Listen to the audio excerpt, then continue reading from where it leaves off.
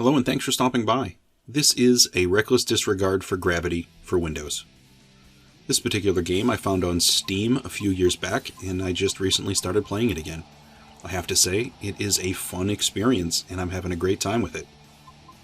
One of the things that I like about this game is that it's not intensive to run on a machine. It only takes a couple hundred meg to install, and it runs great on even a 4-year-old Microsoft Surface tablet. That's awesome. It's a high-score type of a game, it's a first-person experience, and there are leaderboards that you can compete against if you're interested. The goal here is to jump off a ledge, fall towards a target, dodging everything along the way, and popping your glide or landing apparatus, and then stick the landing. It's an arcade-style game, and it's not something that you're there for a story. And the main interface you have at the beginning is this big cylinder of cubes, and this basically displays all the possible levels. Most if not all the cubes start out gray, which means you can't select them.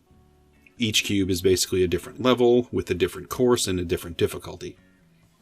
The cubes that you do start out with as available, these are basically your training areas, and they teach you the basics of the game. How you use the controls, how you get points in the game. And as you go through the levels, as you would imagine, you're going to gain points every time you jump and land. These points will turn into star ratings, and based on your star ratings, you accumulate what's called teeth, and you spend these teeth as currency to unlock the other cube levels in the game. This means you don't just open levels over time, you actually have to do well enough to purchase the levels to unlock them. To get the currency, you have to perform well and repeat other levels to get enough currency to keep going. I think the controls mostly, they're PC standard for the most part, I guess. You step off a ledge with the WASD keys, and then you use these keys to sort of angle your descent, and it's basically just a giant tunnel, and you use the mouse at the same time to try to direct wherever you're pointing exactly. When you glide next to a structure, you can get points for, quote, hugging or kissing a structure, which basically means you're falling within a proximity for a certain period of time. These are things that you want to do multiple times during any descent to try to maximize your points. These are the most basic ways to get points. There are others, but this is the fundamental sort of point-gathering structure of the game. If you jump out in the open, you don't get that many points. But if you jump right next to something and you can glide really close without dying, that's where you start racking up your points. But as you move into other levels and start unlocking things, you're going to unlock other possibilities to get points. Some levels will have spectators that are standing on these little walkways. And if you pass them and you press the right mouse button, you might actually get points. Some levels also have obvious targets that you can pass through to gain more points. Those will be really obvious. When you get to the end of any level, you press the spacebar and it opens up your glide gear. I thought it was a parachute, but I don't think it is. But then you land, and hopefully you're going to land in the designated area. There's a spot for you to land. There are a few things you can do to fail this mission. Obviously, the main one is that you die. You can die by not opening your landing gear, or you just crash into a building too fast, or maybe even you miss the platform.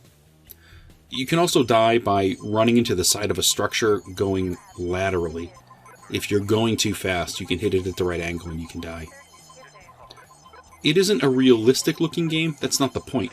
You're sort of existing in a virtual reality environment, and I think it really works. You have these floating geometric structures, and they get plenty of outcroppings, and there's plenty of danger and unique patterns as you're falling. Some levels you're going to need to thread a needle through a narrow space, and others might be a little more open, and more still, you have to go back and forth between what might be difficult, what might be easy. It's really interesting. You can also try to take non-obvious paths. Maybe you're going to find a better way to score on a level. Something might not be obvious the first time you jump, and the second time, maybe you go around a structure and you unlock something. It's a focused game. It knows what it wants to do, it has a basic premise, and it does it really well. It fills the experience with these basic mechanics, and then every now and again it adds a little something extra. Like the spectators, that was sort of the first thing that I noticed. In this game, my eyes are really focused on not crashing into a wall at high speeds, but then in a split second you might need to click a mouse button for extra points. This one's pretty good at keeping you busy, and then throwing in an extra variable to try to get you off your game. You're going to find yourself trying to do as much as you can to survive and get points at the same time. It's fun. The stakes are obviously, they feel really high when you're plummeting to your doom, and then suddenly, hey, go through this target, or press this button. It's a lot of fun. It's also super nice looking. It's colorful, it's well put together. The setting in this virtual space, I think it really works for this game.